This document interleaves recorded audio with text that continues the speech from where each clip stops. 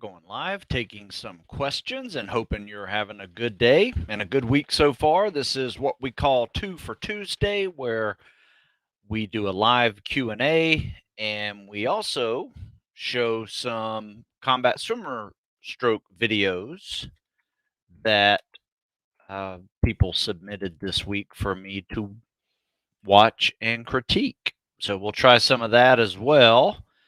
I wrote an article this week or yesterday, and I asked a question. I also posted this on social media, a few of them, like I think Facebook primarily.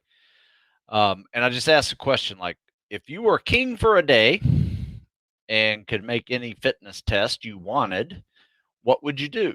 Now, this could be a military or law enforcement, firefighter fitness test for a large group of people, or it could be your very own. Like, what do you think needs to be tested for you specifically? I have my recommendations as well. I'm a firm believer that you need to be good at everything, unless you're an athlete that needs to specifically test for one thing for your competition to be really good.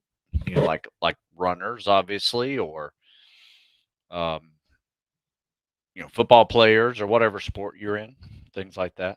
Um, but I came up with an idea, and this idea was really just um, me talking about um, spreading out a fitness test throughout the week. What that meant is that you would do um, one day be like your push-ups, sit-ups, and pull-ups, like get all your calisthenics out of the way for upper body, and maybe do a cardio event like a 1.5 mile run. So your standard PT test. So that's going to test your cardiovascular endurance a little bit and your muscle stamina. The next day, you maybe do something with the legs. So you got to do a deadlift or a fireman carry or a sled pull or kettlebell carries, things like that, to work, lower part of your body and test some strength. Broad jumps, um, maybe mix in the cardio for that day could be something like a shuttle run, 300-yard shuttle run to test some speed and agility. Um, so you get strength, power, speed, and agility with the jumps and the shuttles, deadlift, strength, um, power with the jumps. So we're working our way through all the elements of fitness spread throughout the week. Third day can be more of a longer distance cardio day. So let's say you get a run, swim, ruck in, depending on what your job is. I call those the Spec Ops Triathlon. We do those pretty often. We do a little competition quarterly called the Spec Ops Triathlon. We'll probably do one here in late November, early December, just to get our winter one out of the way. And it's, like a 4 mile run, 4 mile ruck, and a 1 mile swim with fins. Good little workout. So, anyway, that spreads it out through the week, and you work some different body parts, almost like a bro split of fitness tests, if you would. So anyway, I wrote an article on that. I'll put it into the comment section. Actually, I will put it in the description of this video as well, but I'll just throw it in the comment section. It was just kind of fun. We got some great ideas from people. There's some old guys who just like doing their old fitness tests that they did when they were serving. I love that idea. I still do the PST as just a way to see where I am. 30 years later, I still like to do the 500-yard swim, pull up, push up, sit ups, 1.5 miles. I've actually maintained my swimming pretty well. That's something that as I age and doing something in zero gravity, I can actually perform just as good or even better as I did as a teenager or 20-year-old. Calisthenics, little less, not too bad though. Probably about 80% of what I used to do. And then mile and a half, that's a little slower. I can push a 7-minute mile on those things. So get about a 10:30. Anything lower than that, I have done in the past few years. It just took a lot more running than my hips prefer to do these days. But I'm still passing, which is pretty good, I guess. Passing that standard. Um, and I even beat a few people in some of the events whenever we take it. So that always makes me feel good as well. So if you guys have questions, you can send them. I will also post a couple of videos here and walk you through what the CSS is if I don't see any questions pop up here in a few seconds. Let's see. I'm going to go over here, create the fitness test article I wrote. Oh, and then another day can be hips, core, and grip. So farmer walks for max. This is a great one. Farmer walks for max distance with two 50-pound dumbbells in each hand, or dumbbell in each hand. Planking or cadence flutter kicks for 5 minutes. Those are good little hip and core development. And or you can combine all three: grip, hips, and core, and do hanging knee ups for max reps until your grip fails. It's another good one as well. So grip is probably one of those strength events that a lot of people neglect. There's so many different speed and agility exercises you can do as well, like the pro agility test. The 5-10-5 takes like 4.5 seconds. You got the 300-meter sprint. You got a beep test. You got the Illinois agility test. You got the 300-yard shuttle run, which is 12 25-meter runs, or you could do a 650-meter shuttle run, 6 times 50-meter shuttle run. That's a good one as well. But there's just so many, and if you take a look at the article, you'll see some military units like the Marine Corps. They do 2 fitness tests now. They do the standard calisthenics and cardio test with pull-ups, sit-ups, and or crunches and mile and a half. Though you can opt out and do plank if you prefer, or push-ups if you don't want to do pull-ups. 3-mile run, that's a tough one. And then they also have the combat fitness test, which measures just about everything else. And it's pretty set up pretty nicely to simulate some of the things that you may see in a combat situation, like carrying ammo cans and lifting them up over a tank or whatever, to resupply people. Body drags, fireman carries. I mean, those are all classics. I think that should be part of a test. I love fireman carries, actually. Let's see. Got a few questions here. Without access to weight, what would a typical training week using mostly rucking and body weight? That's kind of what we're doing now. We're doing a calisthenics and cardio week right now. In fact, I'm going to send you what I call the classic PST week. And this is a great one. I did a video on it as well. Let me see here.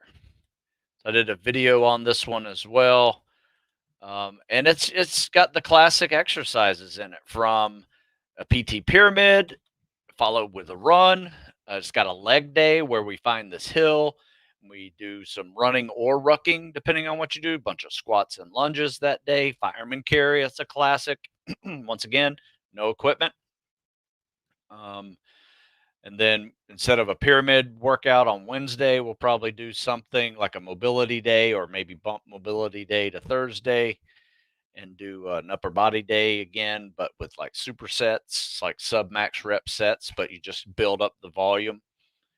Maybe every minute on the minute type workouts or something like that to build the volume, but reduce the recovery a little bit to challenge you.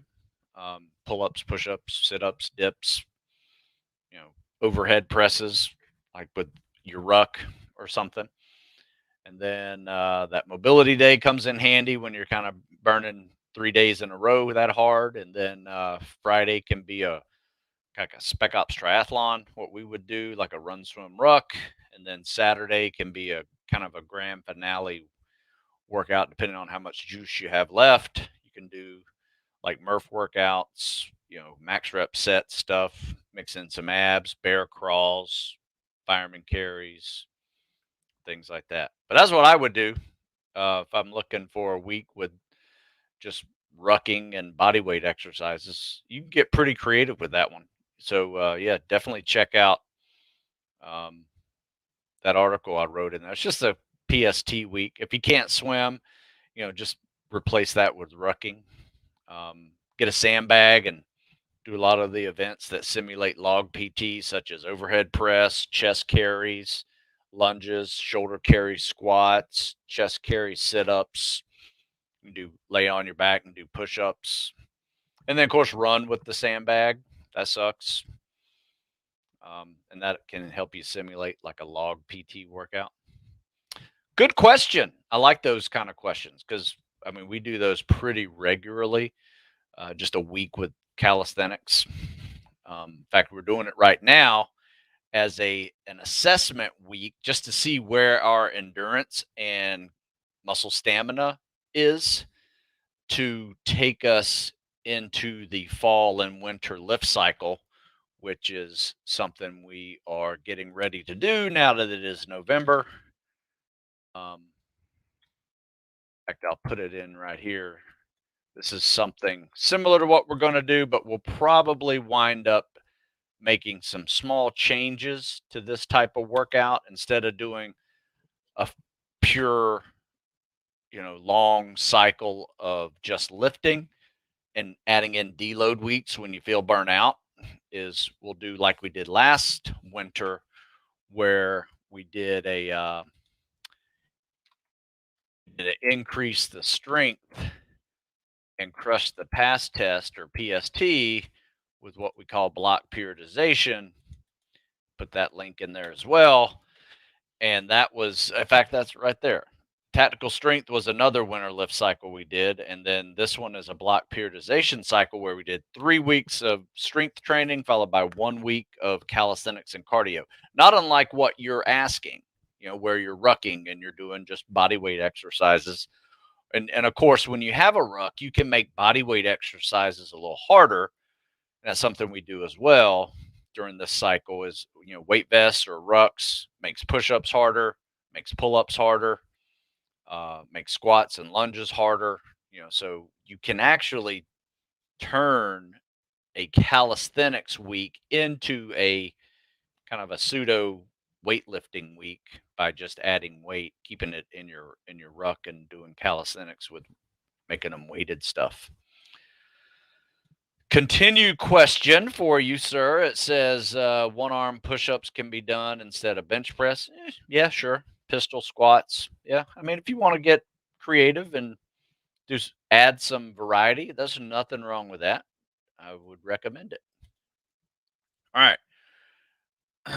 Will you do any interviews with SWCC guys? Their perspective on service and preparation would be very much appreciated. Yeah, I can do that. I know a few that are. The problem is a lot of them are still active. I do have a friend's dad who he's a SWCC now, but his dad was a SWCC. He might be able to do something like that as well. SWCCs are fairly new. Back in my day, they were special boat unit guys that came from the fleet. So they were surface warriors that came from big ships, learned how to do all the small ships at the special boat units. Then, unfortunately, since it wasn't a closed community, they had to go back to the fleet and they took all that small boat unit knowledge with them to the fleet, which didn't really apply to their big ships. Maybe some things did, but we would constantly lose all this, expertise on guns and boats and everything. So it was a different world back then. Now, it's its own job, its own community, and it's a good one. Yeah, it's a good job. I'll try to see if I can find something on that. Good question. All right, continued question. While doing the CSS, I find my push-ups, my push off the wall gets weaker, hmm, resulting in less distance off the wall as I get closer to 500. Well, tell me this: is it weaker, or are you more winded and you can't glide as long because you can't catch your breath? Because there's two things that can happen there. One, yes, you are losing strength or muscle stamina to be able to kick off that wall and do it over and over again. Well, not over 20 times. My suggestion would be doing more leg days. We do this one workout where we do life saving lunges, where you and a buddy save each other 25 yards across the pool. Like one guy's the victim, one guy's the rescuer. You swim 25 yards to the other side of the pool. Then you both get out, walking lunge back to the deep end, switch partners. He saves you, lunge back. You save him. Do that 5 times each. You get 10 rounds of lunges walking 25 yards, and you get 5 rescues, 5 saves. Yourself saved uh, for 10 rounds, and that's a good way to build some swimming leg endurance. Do that, top of that off on a leg day. Swimming with fins will also help you build some leg endurance, but it sounds like it's just leg endurance. However, if it's cardiovascular endurance because you're just getting winded and you can't kick off and stay under as long, that's a different animal. You just need to get in better swimming shape. In fact, I wrote an article just for that. It's called "Dude, You Are Not in Swimming Shape." Just in case this one applies to you, this is a great one. It's got some great, once again, there's some free workouts in these articles. So check out these articles. I sell books, yes, and sell programming, but there's some great free ones in here too. If you want to not spend anything, you can still get some good workouts in there. Let's see. Thoughts on work rest intervals for increasing volume. Continue to jog during the rest interval. Yeah, I'd like to do that. Not talking about sprint intervals or pyramid sprints, but longer distance work rest stuff. It varies. For instance, today we ran 2 miles to get to this hill. And on this hill, it's a 1/4 mile hill. So every round trip is you add another half mile to your total run. So the 2 miles to get there is a nice little warm up pace. Some guys pick it up to like a timed run pace, push it pretty hard. Then we do intervals on this hill and we rest. Usually just walking down the hill is our rest. We'll do hard stuff going up like fireman carries or walking lunges up the hill, um, sprint up the hill. That's a hard one. Catch your breath walking down. And then when we come back, we hit some intervals. And this is probably going to better answer your question. And we hit those intervals pretty hard, goal pace intervals, sometimes sprints, just depends on the day. And we'll go for 200, 400, or 800 meters, just depending on our pace. And we'll do some squats and lunges. So we're kind of resting with squats and lunges to catch your breath. Legs getting beat up pretty good, but it's a good little challenge. I personally would recommend this when we do hard 1/4 mile runs, we'll walk for 100 meters. If we do hard half-mile runs, we'll walk for 200 meters. If we do a hard mile, like mile as fast as you can, and those suck, we walk for a 1/4 mile.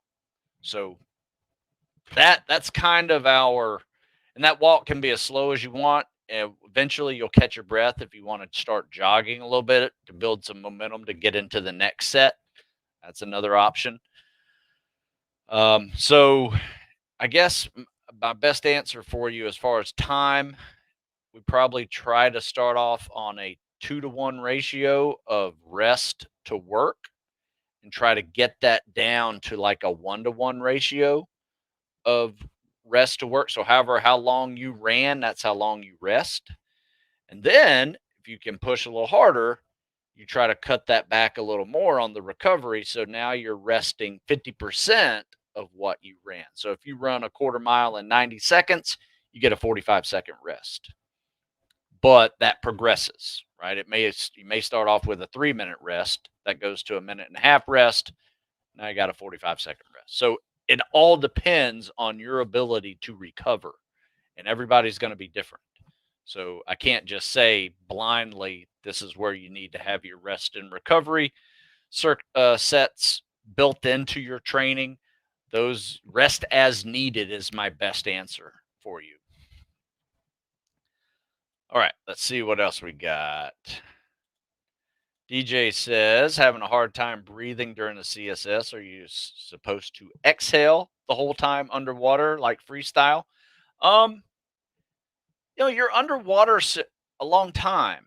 And you only breathe one time during the stroke. So I tend to, maybe I hold a little bit, exhale through my nose the whole time, but I tend to really exhale hard when I kick and I get into the glide position, because my next move is going to be gliding for a couple seconds and then pulling that arm and turning to breathe. In fact, since you brought that up, let's show a CSS. And this is one of my favorite CSSs because it's me. No, I'm just kidding. It is me swimming though. So notice the streamlined body position. That's really important. Get those biceps on your ears, one hand on top of the other. That makes for a much tighter streamlined position that will make you faster in the water, especially off the wall. And that's where you want to be, because you will never be faster off this wall or faster in a 500-yard swim than you are the first 5-10 yards off the wall. And you don't have to do anything but squat, jump, push, and stay in a really good streamlined position. Boom. Then you throw a little dolphin in there if you can. Some people don't. By the way, I like adding this dolphin in there. Some rules are when you take this CSS that sometimes they won't allow you to dolphin. You just follow the rules. So top arm, bottom arm, kick and glide. I am exhaling. You can kind of see I'm exhaling a little bit on the arm pull and the kick. So I'm exhaling on the kick, and then I let it all out on that top arm pull. You'll see a little better on this time to answer your question a little better. So top arm, bottom arm, kick and glide, exhale it all. Yeah, I tend to exhale it all right here hard. So I'm exhaling now, exhale more right there. And then I take a big inhale. You can go a little earlier if you want. I don't think I'm really holding my breath that much. But hopefully that answers your question there. But yeah, I tend to start the exhale during the kick and then let it all out when that top arm goes by. So when I turn, I've already exhaled everything, ready to take that big inhale. Hope that helps. Let's see. I'm always sore throughout the day after lifting. And so my calisthenics performance is bad throughout the day. Should I lift less so I can do more calisthenics, or is it fine? Well, it depends. I mean, are you taking a weightlifting test in your future? I have found this, that my calisthenics don't get better when I lift a lot of weights. They don't get worse sometimes, most of the time, but they don't get better. So it depends on what you're trying to do.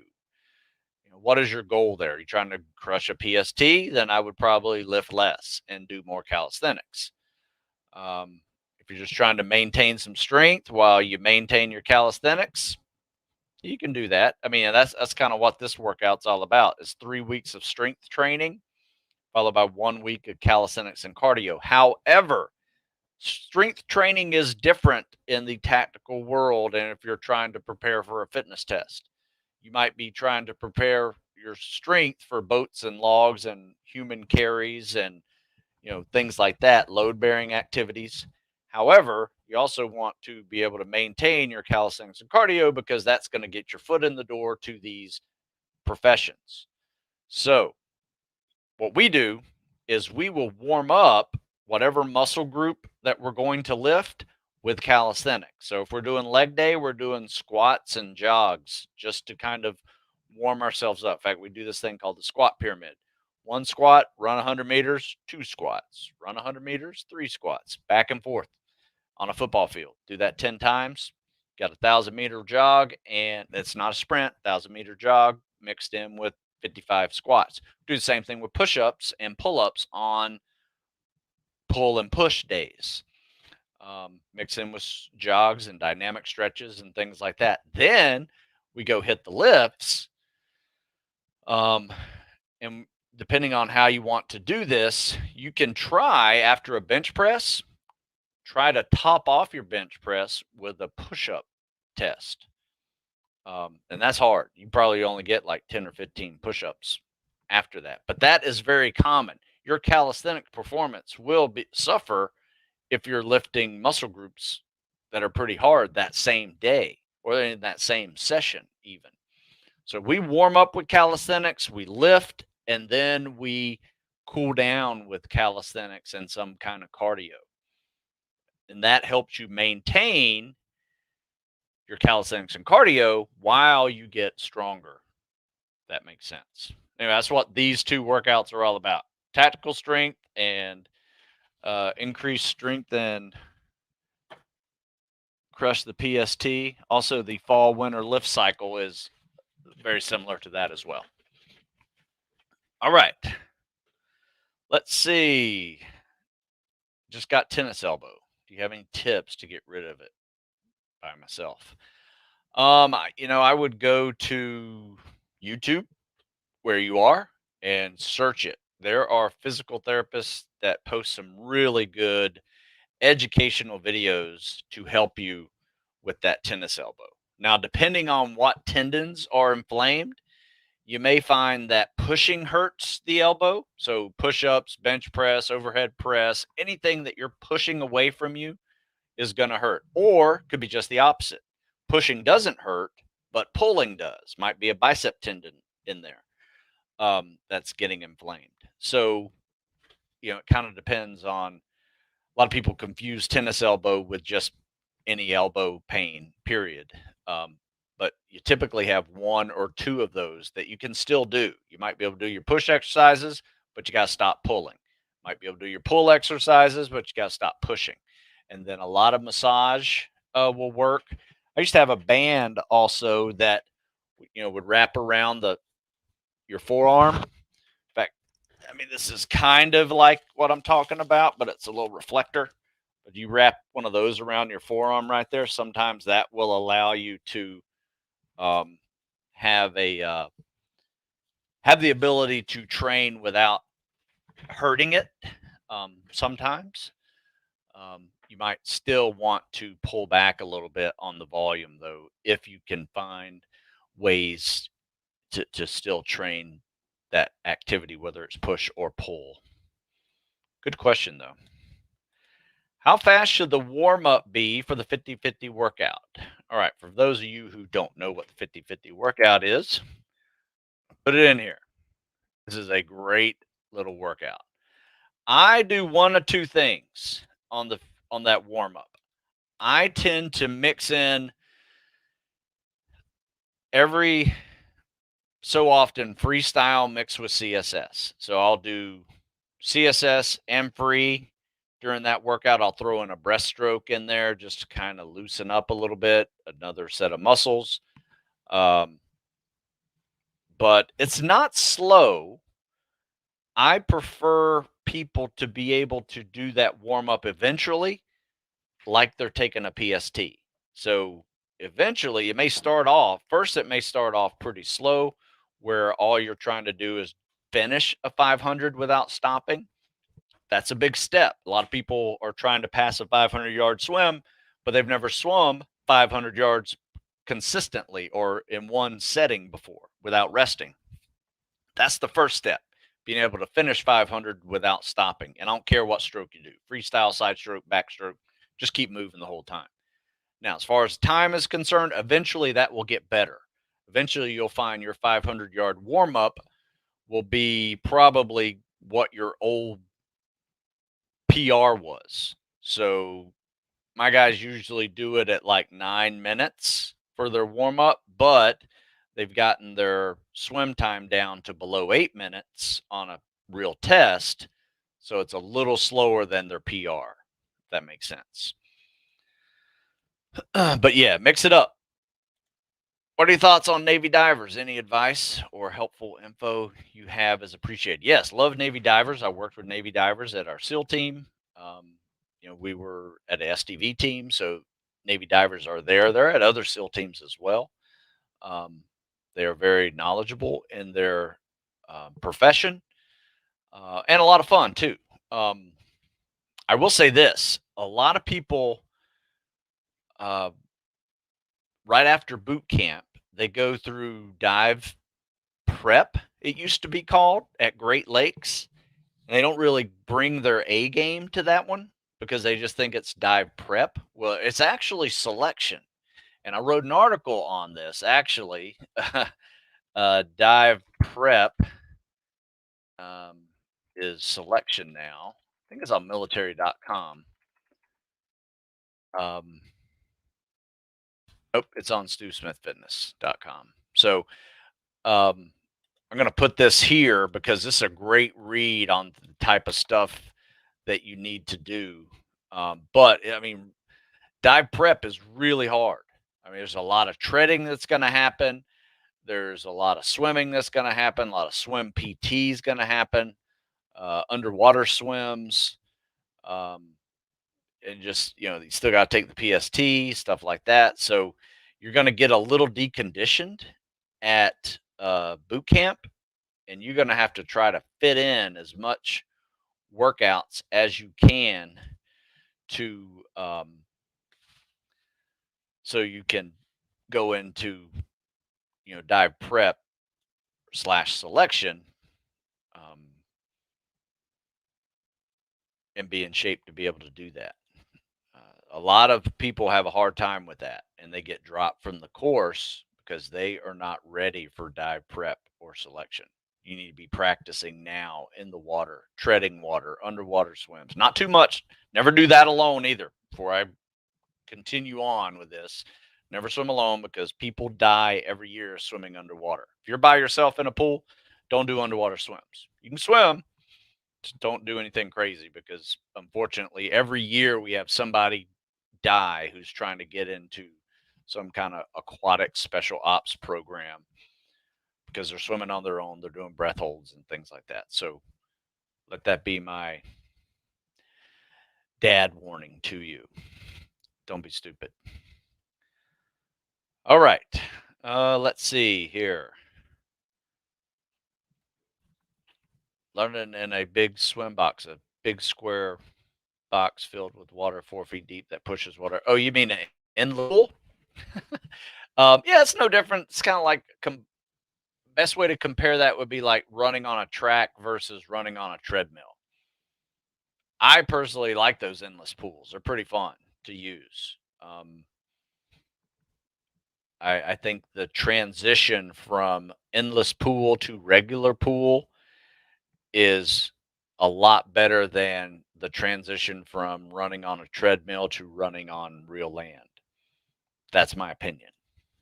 Um, so I hope that helped answers your question.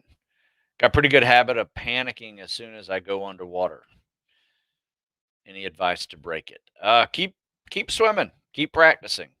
Eventually, you will get better at it, and it will feel more like a normal activity. Right now, it's just kind of one of those new things that maybe you had some previous scares in when you were younger in the water, or it's just so new to you that it's freaky. Happens all the time.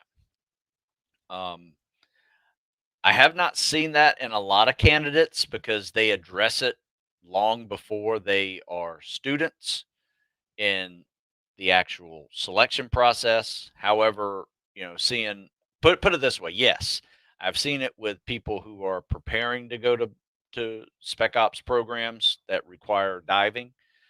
In fact, one of my greatest moments is when a kid who has never gone swimming before gets across a swimming pool for the first time with me coaching him how to do it.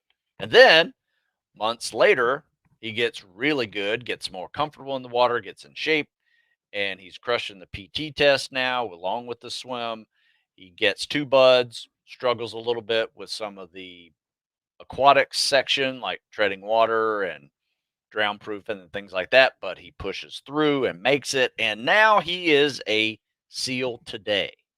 So I've had that moment where you start from nothing, able to get across the pool once, realize that you have a lot of work to do in front of you. If you can get that done, focus on that weakness. Next thing you know, it becomes less of a weakness and you're a little more comfortable in the water. So that's how you deal with it. Takes time. What's the best and safest way to swim freestyle? I don't know. In a pool with a lifeguard? I don't know what that question means. Um, any tips on steady breathing exercises? I have a tendency to exhale as fast as possible very early in the 500-yard warm up, making me kind of tired a lot quicker. Um, I don't know. Just play around with different um, play around with different breathing uh, methods. Some people like to hold for a second. Some people just simply inhale and exhale like they're running. Especially if you're doing freestyle, you can do that a little bit. You know, breathe out through your nose. That takes a little bit longer to get your air out of your body to breathing through your nose versus letting it all out in your mouth. Um, that's what I would play around with. Now, if you have a mask on, that's a little harder to breathe through your nose, so you're gonna have to maybe exhale with your mouth, closed and just let it kind of drip out versus letting it all exhale at once. But the more you play with it, the more comfortable you'll get with it. So I wouldn't sweat it too much. What's the most complicated style of swimming? Huh. I don't know. I guess anyone that you're new to doing. For instance, I never have done butterfly. Looking at it, it looks like probably the most difficult thing that there is to do in the water. However, breading with no hands is very difficult too if you're pretty lean. If you're chubby, you're just floating and that's easy. But you may have a hard time bobbing, like in the drown proofing test. So you can't sink if you got some body fat on you. So everybody has a strength and weakness when it comes to anything that you do, largely depending on either your athletic history or your height and weight. Bigger guys are typically slower runners, have a harder time going through obstacle courses. Smaller guys can run real fast. They have a harder time under a log in a boat. So everybody's going to have to deal with some form of weakness. And when you train those weaknesses at first, it is very complicated. I don't care what it is. And it varies from person to person, if that makes sense. So my suggestion is never leave a weakness undeveloped, underdeveloped, right? Don't skip it because you hate it. I personally, my story is I was a powerlifting football player, as you probably have heard me say, and running anything over long distance, or anything over 100 yards was considered long distance. So running sucked. Running sucked for me. I would much rather be in a weight room putting on weight on a barbell and lifting it. That was just who I was. That's what I did. I enjoyed that. That was my way of participating in athletics. Running and swimming was not one of them. So neither was basketball. But I wrestled and I played baseball. So it's everybody has an athletic history that's going to make something give you some strengths, but it's also going to give you some weaknesses. And if you neglect those weaknesses, it will come back to bite you. So what I try to do is maintain my strengths while I work on some weaknesses. And that's what my writing has been about for over 20 years, is trying to help people figure that out. And with these seasonal tactical fitness periodization, you can do that. In fact, I'll put a link into the system that I created over 20 years ago, what that is. You can check this out. And it just explains what it is and why it's important. Before I go into another question, let's look at another CSS. And this one I showed on a recent TikTok page I have. You guys see that? All right. So this TikTok, near perfect CSS. So Hey, this is Stu Smith with another doesn't look too CSS bad critique, here. and here we have a Turn big off my fellow volume. It's getting messing it with my head. on with the CSS. So I mean, this is here a is a 730 really good pace CSS and near from a big perfect. fella. I This got guy is nothing over to 220, say I on think. this one. He's got a Probably at great one time glide, when he was good training with us streamlined locally, body he was about position, 240. and for He's someone slipped over down a little bit. 220 But he's, pounds, he's he's figured moving out the in the swimming. water. That is 43 for second sure. 50. If he backs it You can't down argue just a with little bit, results. This guy's got a top maybe arm, bottom arm, 46, kick, one Mississippi 47, 2 Mississippi and get in pull, shape to do perfect that 9 timing, more times, great he's got himself a streamline, sub 8 which 500 enables yard him CSS to easy. really glide it That's out good. each Getting time. it on with the He just CSS. keeps on I mean, moving, this is a streamline, hard 730 pulls, hard pace kicks that propel him and near forward. perfect. I got nothing I mean, this is really to good. I say on actually this one. He's posted got this a and I said, I have great nothing to glide, critique here. good streamlined body This is position. really good. My only And for thing is someone this is over a 43 220 second, pounds, 50-yard he's swim. moving in the So if you water. do the 43 math on second that, 50. that's If he around backs it down just a little bit, 7:15, maybe somewhere around there. 46, If you were to 47, maintain this for and get in 9 more shape to do laps, that 9 more times, he's got himself and a sub that's 8 a 500 fast yard CSS. CSS And he's easy probably not there yet. to say So on my this one. He's suggestion got a would be to great back it glide, down to good like streamlined 47, body position. 48, And for someone over and then get in 220 shape to pounds, do that. he's moving 47, in the water. 48 43 second 50. If he for backs it 10 down just a laps, little bit, and you will get maybe a sub 8 46, 47, easily. and get in If you shape can to just do get in that shape 9 to more do times, 48 he's got seconds, himself a sub 8 as 500 efficient as yard this, it won't CSS be that easy. hard. You just got to That's add good, in some man. more Nice and 50-50 efficient. workouts. But Hey, that this is is a Stu really Smith with good one. another I enjoy that. CSS That's on my critique, and here TikTok. we have a TikTok big fella address is Stu Smith getting it 50. on with. Been posting nothing but CSS stuff up there. So my YouTube channel is a little crowded with podcasts and exercise videos and these lives. I do have over 100 CSS videos on this YouTube channel. However, the um, TikTok just enables me to do a nice, easy voiceover on someone's submitted video, and I can just critique it with no equipment. Just boom, sit on my phone, and I'm done. So that's a really good CSS. I would watch that one again if you're having a hard time with the CSS, or watch that first one I showed you. Let's see. Any tips for not letting water trickle down your throat after it comes in your nose? That's a tough one as well. I don't know how to verbalize that. That is such a hard one that, you can play around with trying to swallow, or, that right before you swallow, you put your tongue on the roof of your mouth. Try that, and don't fully swallow. Just, right there, right before you swallow, that feeling right there may help you, whether you're doing a front flip underwater for the underwater swim, or you're doing drown proofing flips and things like that, or you're upside down underwater. That little right before you swallow may be something that helps you with preventing water from going up your nose, and helping it not to trickle down your throat. But I will be honest with you. I mean, sometimes you just have to let it come in that route, and then not panic and swallow it. So it goes down the right pipe there, goes into your stomach, not into your lungs, which isn't that hard to do. You just have to throw in that swallow. So when you feel water back there, swallow it. See if that helps you. Can you go over proper breathing for run training? You know what? my suggestion is Google that, because there are so many different methods to breathe when you run. But yeah, I mean, nose inhale, mouth exhale, 3 steps inhale, 2 steps exhale.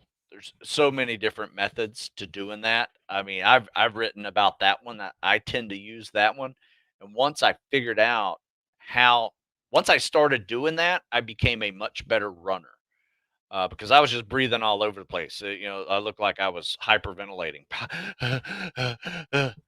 Just whatever. However, I would get in air, I just would take it in. But if you can 3 steps inhale, 2 steps exhale, if you need to go with your mouth inhaling, that's fine. Sometimes when you run a little bit faster, the nose just doesn't do enough, especially if you got some congestion up there. You may need to do some mouth breathing, but I tend to start off with just breathing in through my nose, exhaling through my mouth. Some people like to breathe in through their nose and exhale through their nose.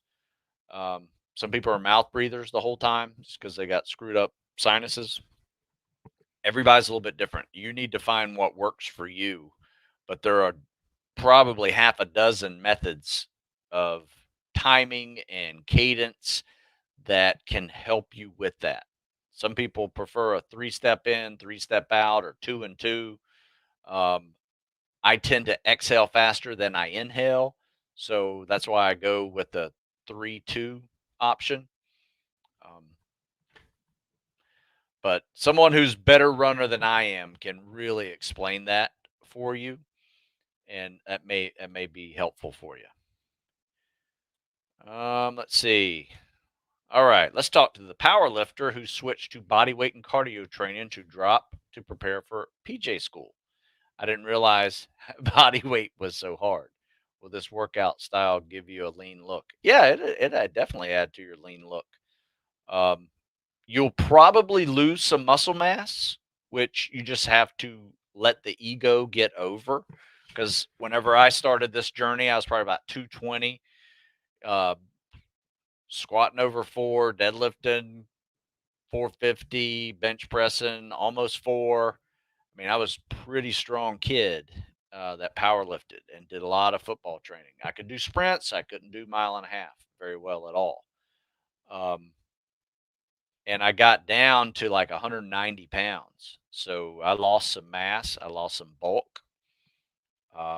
And I had some abs, So yes, you will definitely have a much leaner look to it. So, in fact, I might even be able to share something with you. You guys might get a kick out of this. See if I can find it. That's the key. All right, I found it. So you guys are in for a treat here.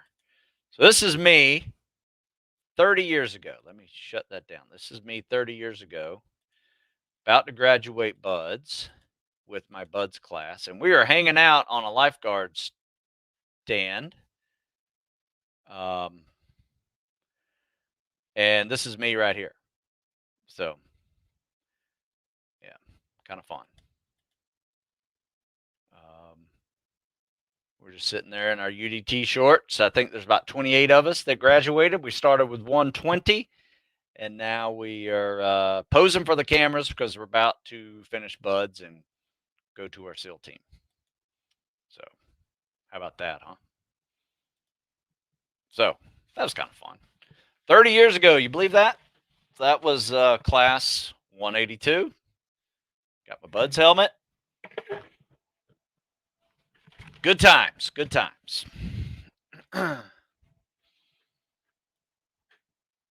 Let's see. What are some of the treading evolutions at buds? Just treading, really. I mean, treading with your hands, treading without your hands, treading with a weight, treading with fins, treading with fins with a weight. They used to do something called the beehive, which I think they still do, but it's a little less tighter than it used to be because it had a kid drown at that event. So they bring in a lane line and make the class get in really close. So you have to really tread small, like little flutter kicks to keep yourself up. And if you don't realize that treading sucks, you're not treading enough. Okay. Or you're just really good at treading and maybe you're a water polo player. But if you're new to swimming and treading, you're a land athlete, I promise you, you need to practice treading and make it part of your warm up, make it part of your cool down on every swim day that you do because treading sucks. And if you don't know that going into a treading session or maybe even a treading test, you need to bring your A game to that because it sucks that bad. So practice treading water. No hands, right? And then you get good enough, you can hold a little brick in your hand for that's 10 pounds. Get good at that. Definitely practice treading water. It's really tough. Justin down to 215. Nice. Good to hear that. Yeah, nice work. Is it dangerous to exhale underwater? No. You will exhale underwater all the time. You can't inhale underwater unless you're on scuba, but you can blow out water all the time. I don't know. Nope, it's not dangerous. Okay, your program has me doing 1,500-meter swim with fins, half-mile sprints, quarter-mile sprints, ab circuit today. Would it be okay to add a 4-mile ruck today if I find myself wanting to do more work? Yes. Yes. As with any program that you purchase or find on the internet or find in a magazine and you want to do that today, it's not personally developed for you and your abilities and your athletic history, right? So you may have to adjust it, right? If you can't swim 1,500 meters or you never have or you don't have fins, guess what? You can't do a 1,500-meter swim workout today. You might have to adjust it, do it without fins or do less with fins or have smaller fins. Sprints and quarter miles at fast pace or goal pace is pretty hard to do. So get on it. However, if you're killing it and you still got juice in the tank and you want to go do a little more, add something more. Add another set or two. Add some distance to the swim. Whatever that is, add a 4-mile ruck like Eric's talking about. You have to personalize it to fit your abilities, not overdoing it, not underdoing it, finding what works for you so you can recover, still do enough to push yourself and not do too much to where it affects your recovery for the next day's workout. That's when it's perfect. All right. What's a good height and weight for seals? Ugh, that's a tough question. I did write an article about it, though. You can find it in there if you Google it, but it's all over the place. My suggestion would be, most people who are there are somewhere between 5'10" and 6 feet and 180 pounds, maybe 190 pounds. That's typically the majority of the people. Now, if you created a big bell curve of height and weights, that's what it would look like. You would have everybody at the top about 5'10" to 6 feet, 180, 190 pounds. Everybody else, you have the lighter guys over here, you got the heavier guys over here, and there's just fewer numbers of them. So you'll have guys over 200, you'll have guys under 175, maybe even 150. And somehow all groups make it through. Now, are there struggles? The heavy guys, yes, they're going to have their struggles. The light guys, yes, they're going to have the struggles. Guys in the middle, absolutely going to have their struggles too. And it may be more of a product of athletic history versus being too big or too small for the guys in the middle. But typically, it's athletic history, height and weight and your proper preparation will determine your success at SEALs or any special ops program. Breaststroke versus scissor kicks. All right, so this is going to be my last question. I'm sorry, I got to go on this one. And if I do not get your question answered, just send it to me as a DM and Instagram, or you can email me, stu@stewsmith.com. But we're going to talk this one just real briefly about scissor kicks or breaststroke kicks. It depends, right? Most athletic guys who go into these jobs either come from a background of land athlete or swimming athlete. If you're a swimming athlete, you probably have developed a decent breaststroke kick. Or if you lived on the water, you probably developed a decent breaststroke kick. If you're a land athlete and didn't do a whole lot of swimming, like me, you may feel more comfortable with a scissor kick because your power creation looks like running, right? So you're going to be running, like you're basically doing a flutter kick or a scissor kick that uses the same muscles as running, whereas a breaststroke kick is more of a inner thigh hip strength creation that you've done over time. And if you haven't done enough of that, you probably don't have enough power in a breaststroke kick for it to be effective. So that is answering that question. It really kind of depends on your athletic history more than anything. So, guys, I do appreciate your time. Sorry, yes, the 3-to-1 periodization is an ebook as well. I don't have time to answer anymore. Sorry, I got a 10:30 appointment that I'm running late on. Forgot. But check it out. TikTok for CSS videos, StuSmithFitness.com for articles as well as programming. Use Compete20 code, save 20% at StuSmithFitness.com. And once again, if I didn't answer your question, just send it to me, Stu@StuSmith, or DM me. Happy to answer it and do a little more personal. Send some videos. I will critique those as well. Have a good one.